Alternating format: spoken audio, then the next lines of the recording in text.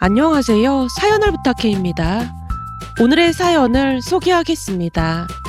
어느 주말 집에 홀로 있다가 잠깐 잠이 들었는데 초인종 소리가 울려서 퍼뜩 놀라 잠에서 깼습니다. 그 잠시 동안 깊이 잠이 들었던 것인지 잠에서 깨고도 꿈인지 생시인지 분간이 되지 않아 멍이 앉아 있었어요. 곧 초인종이 다시 울렸고 그제서야 꿈속에서 정신이 돌아온 모양으로 제가 몸을 일으켜 현관문을 열었습니다.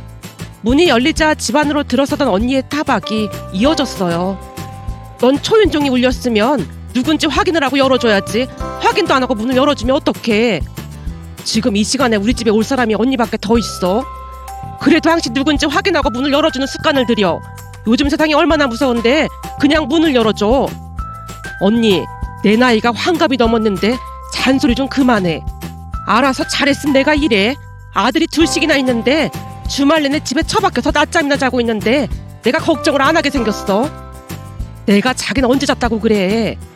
네 꼴을 좀 봐라. 누가 봐도 자다 일어난 모양새지. 머리는 죄다 눌려서 못난이도 이런 못난이가 없네 그래. 언니가 손가락으로 제 머리카락을 가리키며 놀리듯 말했습니다. 그 순간 문득 꿈이 생각나서 언니에게 말했어요.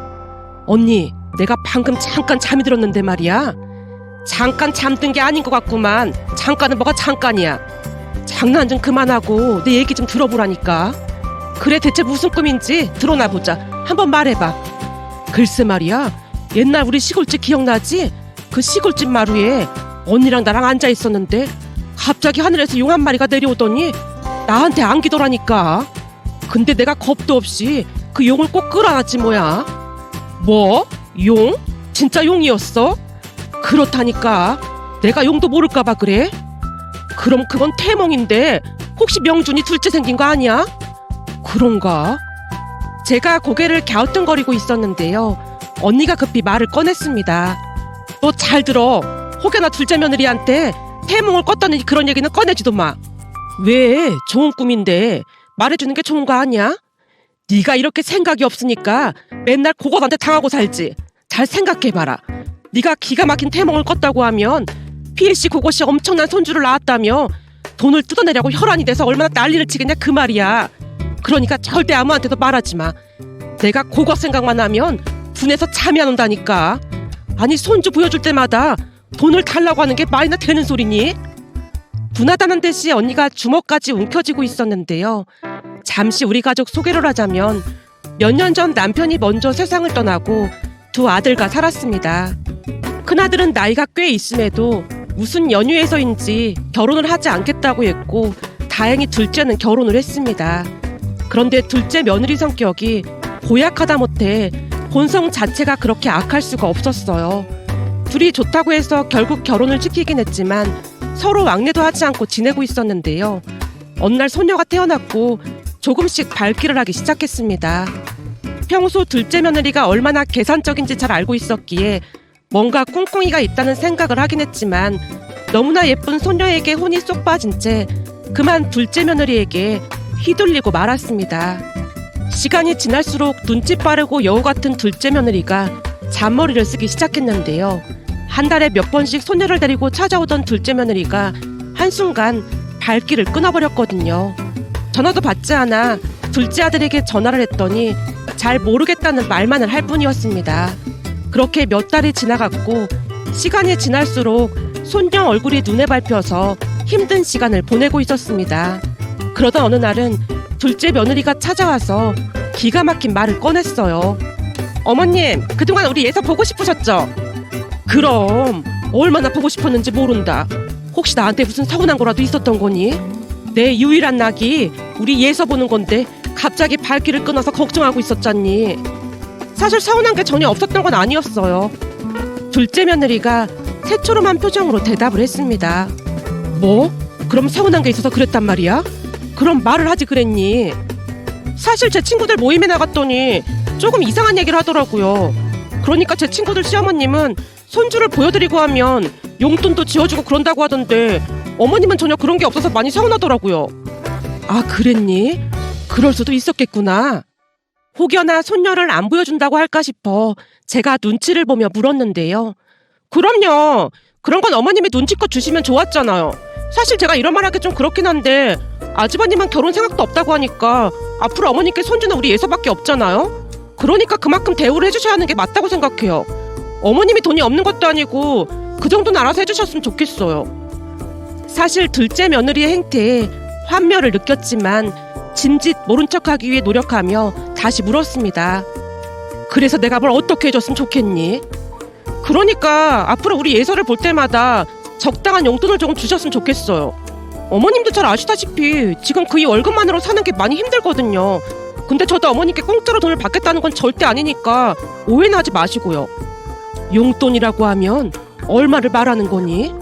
제 친구들 보니까 시부모님이 손주들이랑 전화통화를 한 10분 정도 하고 나면 10만 원 정도 받고 이렇게 대면으로 종일 손주 보게 해드리면 적어도 50만 원씩은 받더라고요. 뭐? 그러니까 직접 눈으로 볼 때마다 50만 원씩을 내란 말이니? 순간 놀란 채 제가 되물었는데요. 둘째 며느리가 눈치를 보더니 다시 말을 꺼냈습니다. 그러니까 종일 보면 50만 원인데 반나절이면 25만 원도 괜찮을 것 같아요. 반나절에 25만 원? 그러니까 네 말대로라면 요즘에는 다들 그런단 말인 거지? 네, 당연하죠. 거기다 제가 지금 딱히 일을 할 형편도 안 되니까 그런 식으로 살림에 보탬이 되면 서로 상부상조하는 게 아니겠어요? 아주 당당하게 요구하는 며느리 모습에 순간 말문이 막히고 말았는데요. 지금껏 살면서 그런 말은 난생 처음 들었던지라 무척 당혹스러울 수밖에 없었습니다. 여전히 말문이 막힌 채 입을 꾹 다물고 있자 둘째 며느리가 다시 물었어요. 어머님, 혹시 제 조건이 마음에 안 드시는 거예요? 내가 자발적으로 용돈을 조금씩 주는 거야 큰 문제가 될 게 없겠지만 예서를 보여주고 돈을 내라고 하는 건 왠지 좀 그렇구나. 어머님, 요즘 세상이 바뀌었어요. 요즘은 다들 그런다니까요. 그냥 서로서로 예의를 지키는 방법이라고 생각하시면 되는 거예요. 우선은 혼란스러워서 생각을 좀 해봐야겠구나. 알겠어요. 그럼 생각해보시고 연락 주세요. 근데 아주버님은 미국 주대원으로 나가 있고 어머님 둘째 아들은 제가 하라는 대로만 하는 사람이라 제가 안 오면 어머님 엄청 외로우실걸요? 그러니까 잘 생각해보세요. 둘째 며느리가 쌀쌀맞은 목소리로 예서를 데리고 집을 나섰습니다. 둘째 며느리가 집을 나선 뒤 몇 번을 곱씹어봐도 저를 압박하고 있는 걸로밖에 느껴지지가 않았기에 제가 언니를 찾아가 사실대로 말을 했는데요. 뭐? 그러니까 둘째 며느리 그것이 예서를 보려면 돈을 내라고 했단 말이야? 그랬다니까. 혹시 언니도 손주들 볼 때마다 며느리한테 돈 주고 그러고 있어? 난 지금껏 살면서 그런 얘기는 금시초문이라 그냥 어안이 벙벙하더라니까. 나 참 기가 막혀서 말이 안 나오네. 내가 딱 보니 그 불려시가 너를 맘많이 보고 그런 얘기를 하는 거야. 그거야 나도 알고는 있는데 사실 그게 꼭 틀린 말이 아니긴 하잖아. 뭐? 그게 왜 틀린 말이 아니야? 내가 보기엔 미쳐도 단단히 미쳤구만. 사실 명철이는 결혼 안 할 거라고 저렇게 외국이나 돌아다니고 있으니 예서가 유일한 손주긴 하지 뭐. 근데 그런 예서를 어떻게 안 보고 살겠어. 며칠 안 보면 눈에 밟히고 그러는데. 제가 긴 한숨을 내쉬고 있었는데요. 언니가 불같이 화를 내며 소리쳤어요. 네가 이러니까 불려지 그것이 더 그런 거야. 아주 천하에 못돼 처먹은 인간이 어쩜 할 짓이 없어서 그런 짓을 할 수가 있어. 한마디로 네 약점을 잡고 돈을 뜯어내겠다는 말밖에 더 돼? 내가 보니 제일 큰 문제는 명준이야. 지처가 그러고 있는 거 다 알면서도 모른 척하는 거잖니. 어쩜 며느리가 들어와도 그런 며느리가 들어왔는지 너도 참 지질이 복도 없다. 우리 며느리는 얼마나 착하니? 내가 돈을 줘도 잘 받지도 않아. 무뚝뚝한 네 형부도 며느리 말이라면 해달라는 대로 다 해주잖니. 그러니까 집안에 사람이 잘 들어와야 하는데 어디서 불려시 같은 게 들어와서 집안을 이따위로 만들어. 아무튼 넌 절대 그 불려시한테 돈 주고 그러지 마. 알겠어? 언니가 목에 힘까지 주며 말을 하고 있었는데요. 이성적으로 생각을 할 때는 당연히 맞는 말이었지만 방긋방긋 웃고 있는 예서를 못 본다는 생각만으로도 답답하고 우울한 마음이 가득할 뿐이었습니다. 그렇게 고민하고 있던 사이 한 달이 넘게 지나갔고 어느 날 둘째 며느리에게 전화가 걸려왔는데요. 어머님, 우리 예서 안 보고 싶으세요? 보고 싶지. 우리 예서는 잘 있는 거니? 그럼요. 그새 말도 조금씩 하고 더 예뻐졌어요. 하긴 하루가 다르게 크긴 하니까. 어머님, 예서 보고 싶으면 지금 건너갈까요? 그럼 나야 좋지. 제 입에서 그 말이 터져나왔고 둘째 며느리가 기다렸다는 듯이 말을 꺼냈습니다. 그럼 그때 그 조건을 수락하시는 거죠? 지금 예서가 할머니 계속 찾거든요. 예서가 날 찾아? 아직 할머니란 말 못하잖니.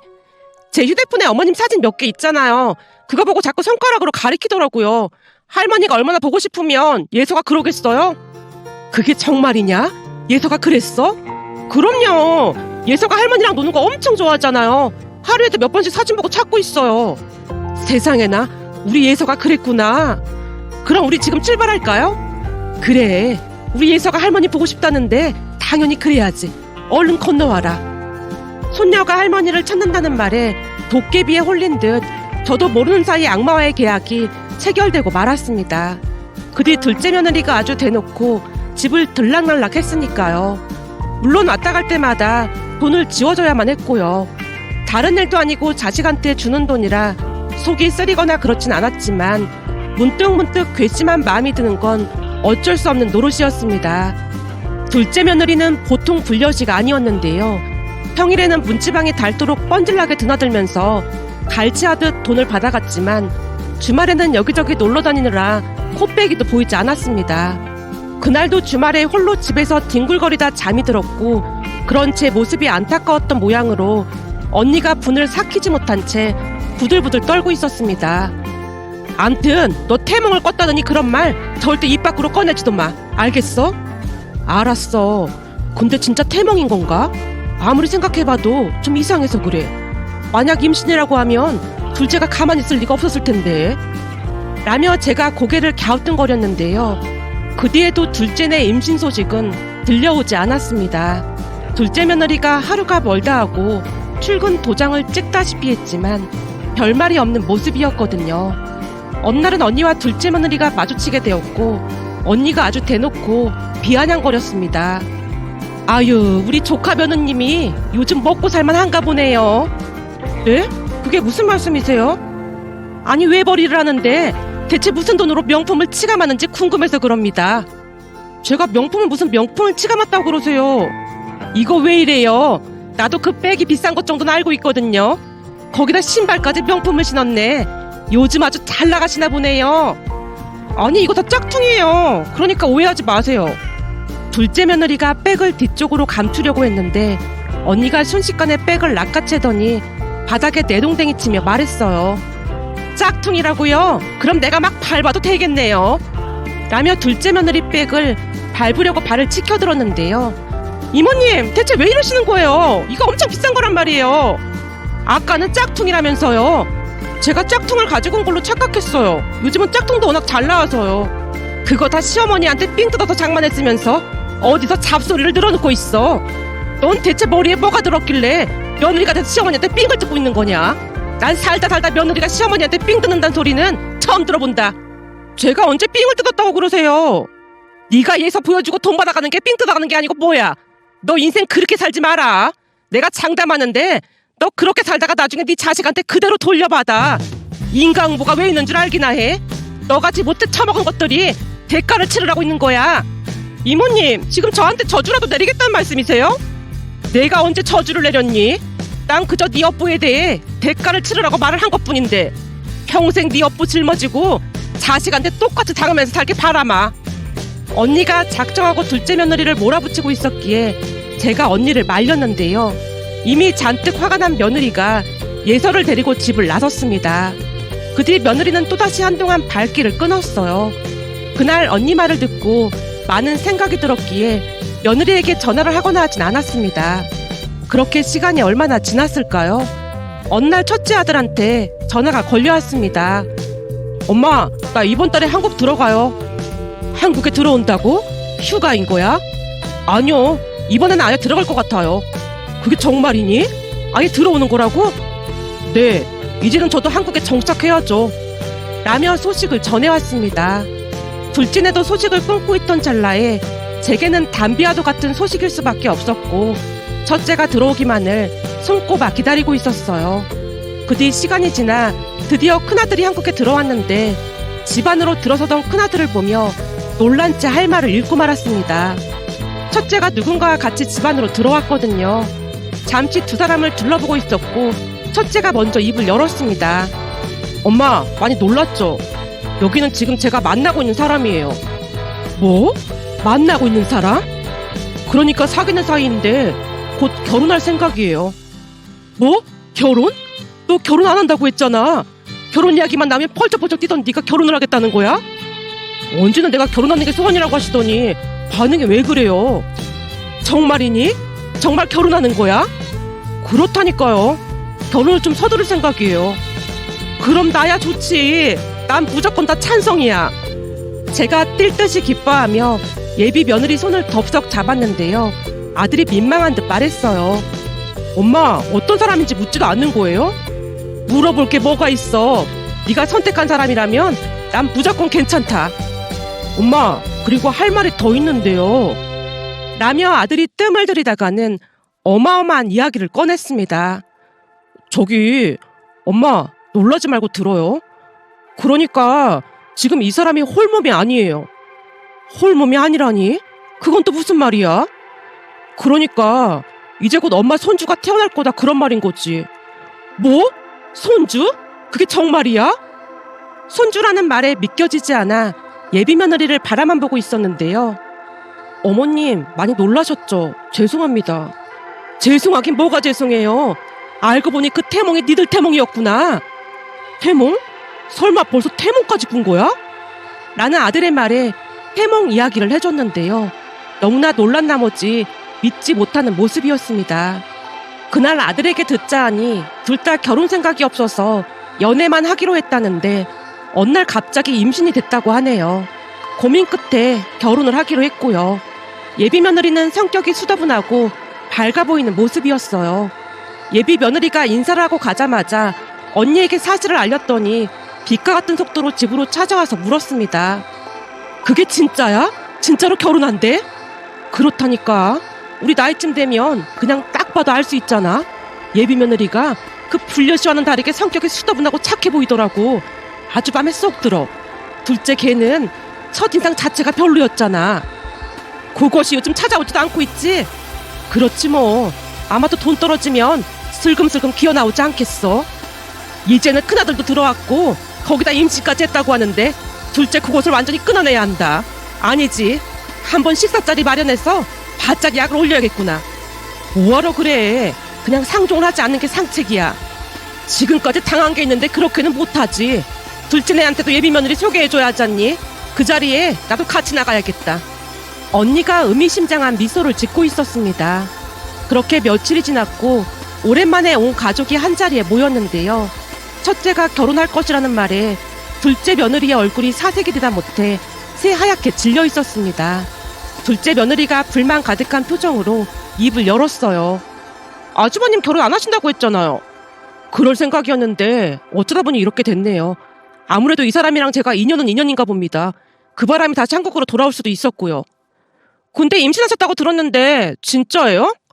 네, 그래서 결혼 서두르려고요. 준비할 게 많은데 빨리 준비가 될까 모르겠네요. 둘째 며느리가 불만 가득한 표정으로 투덜대고 있었는데요. 예비 며느리가 덤덤한 표정으로 대답했습니다. 어머님이랑 같이 살기로 해서 뭘 준비할 것도 없어서요. 어머님이랑 같이 살다니요? 그러니까 어머님 집에 들어가서 산다는 말인 거예요?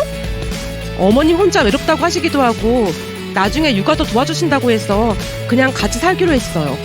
어머님, 그게 정말이세요? 둘째 며느리 물음에 같이 있던 언니가 비웃으며 대꾸했습니다. 왜? 이제는 돈 나올 구석이 없을 것 같아서 앞이 깜깜해서 그래? 너 그동안 시어머니 삥 뜯느라 아주 바빴었는데 이제는 아주 한가해지겠구나. 이제 더 이상 명품 구경도 못하겠네. 이모님 왜 저한테만 그러시는 거예요? 네가 하는 짓거리가 보통 사람이 할 짓은 아니잖니. 그러니 나도 보통 사람처럼 대하지 않는 것뿐이야. 사람 같아야 사람 대접을 해주지. 언니가 대놓고 잔소리를 퍼부었는데요. 그 바람에 둘째 며느리가 씩씩거리며 나가버렸고 둘째 아들도 그 뒤를 따라 나갔습니다. 두 사람이 나가자마자 언니가 예비 며느리에게 말했어요. 식사하는데 불편하게 해서 미안해요. 사실 그동안 내가 벼르고 있었거든요. 저것이 내 동생을 어찌나 힘들게 했는지 몰라요. 아닙니다. 저는 괜찮습니다. 그리고 학가한다고 들었는데 괜찮겠어요? 네, 저는 오히려 어머님이 육아를 도와주신다고 해서 죄송하고 감사한 마음뿐인걸요. 항상 감사하는 마음으로 잘하고 살게요. 정말 고마워요. 그동안 내 동생이 둘째 눈치 보며 사는 거 보면서 내가 혼자 얼마나 울었는지 몰라요. 근데 맏며느리가 이렇게 심성이 좋은 사람이라 이제야 마음이 놓이네요. 언니가 뒤를 돌아 눈물을 훔치고 있었습니다. 괜히 마음고생을 시킨 것 같아서 언니에게 미안한 마음이 가득했답니다. 그 뒤 첫째 아들은 서둘러 결혼을 했고 합가해서 같이 살게 되었습니다. 아무래도 처음에는 첫째 며느리 눈치가 보여 조심조심 행동할 수밖에 없었는데요. 첫째 며느리는 제가 생각했던 것보다 훨씬 착했습니다. 우선은 예민하지 않고 덤덤한 편이라 시간이 갈수록 불편한 마음이 사라졌어요. 거기다 주말이면 같이 외출을 하자며 직접 화장도 해주고 이것저것 신경을 써줬는데요. 어머님, 제가 알아봤는데 여기가 맛집이래요. 이모님도 모시고 같이 갈까요? 언니까지? 네, 그래야 어머님이 더 즐거우실 것 같아서요. 라며 배려해주는 모습에 참 고맙기만 했습니다. 그동안 둘째 며느리한테 학을 떼었던지라 혹시나 문제가 생기지 않을까 약간 걱정이 되긴 했지만 큰 문제 없이 잘 지냈습니다. 그 뒤 손자가 태어났고 세상에서 그보다 더 예쁜 존재가 있을까 싶을 정도로 그렇게나 예쁠 수가 없었어요. 그동안 눈치를 보며 봤던 것과는 다르게 마음이 편해서 그랬던 것인지 더욱 예쁠 수가 없었습니다.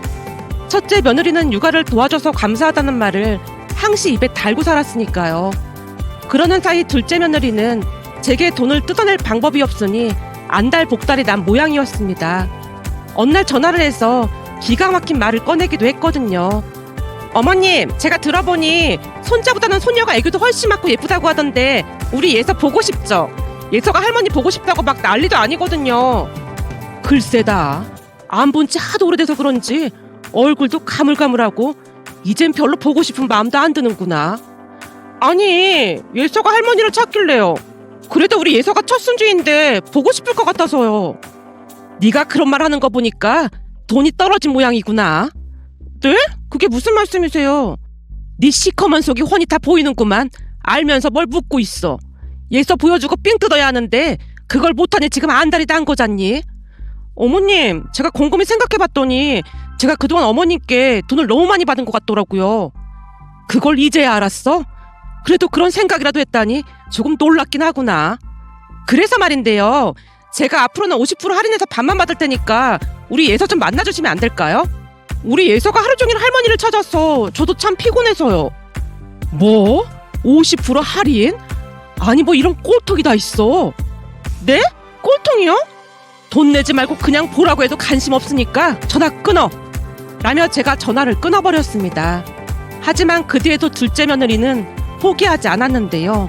며칠 뒤 집에 쫓아와서 고래고래 소리까지 질러댔거든요. 어머님, 이건 엄연한 차별입니다. 이러시면 안 되는 거죠. 차별은 내가 아니라 네가 했으면서 뚫린 입이라고 어디서 막말을 하고 있어. 제가 차별을 하긴 언제 차별을 했다는 거예요. 내가 그동안 말은 안 했지만 너 사부인한테도 예서 보여주면서 돈 받았니? 둘째 며느리한테 쏘아붙이자 놀란 듯 대답을 못하고 있었습니다. 봐라, 사돈양반들한테는 돈 한 푼도 안 받고 나한테만 돈을 뜯어낸 거잖니? 그게 차별이 아니고 뭐가 차별이야.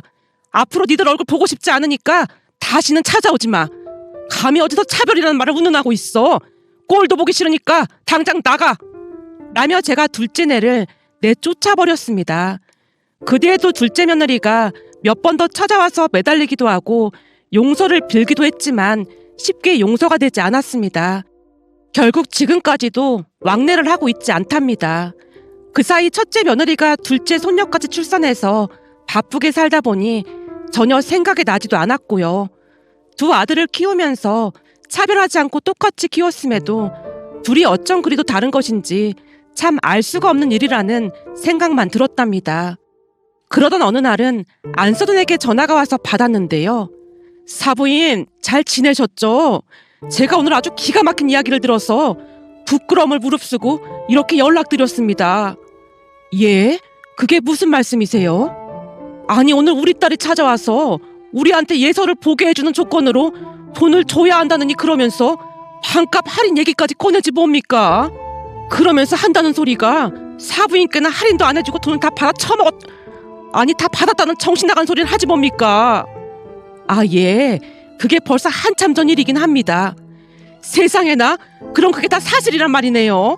아니 도대체 대가리에 뭐가 들어있으면 그런 짓을 할 수가 있을까요? 아이고 죄송합니다. 제가 너무 화가 나서 실수를 했네요. 제가 그 미친 인간 때문에 창피해서 얼굴을 못 들겠습니다.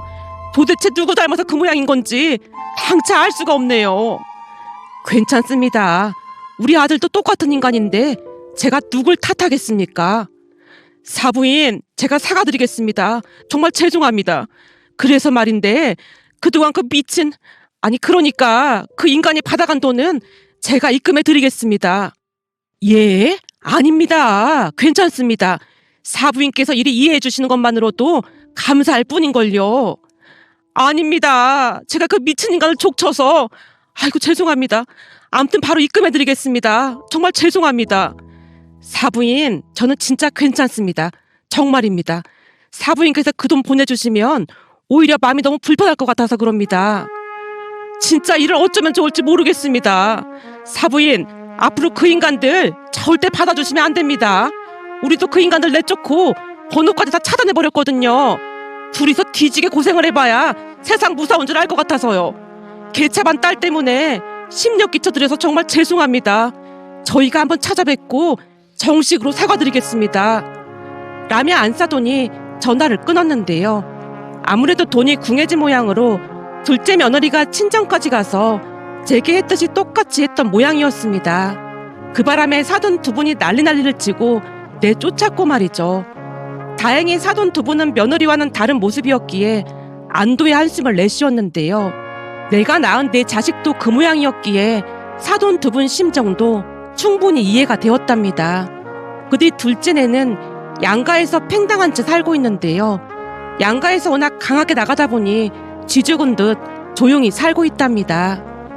며칠 전 언니와 이런저런 이야기를 하다가 예전 일이 떠올라 이렇게 글 남겨봅니다.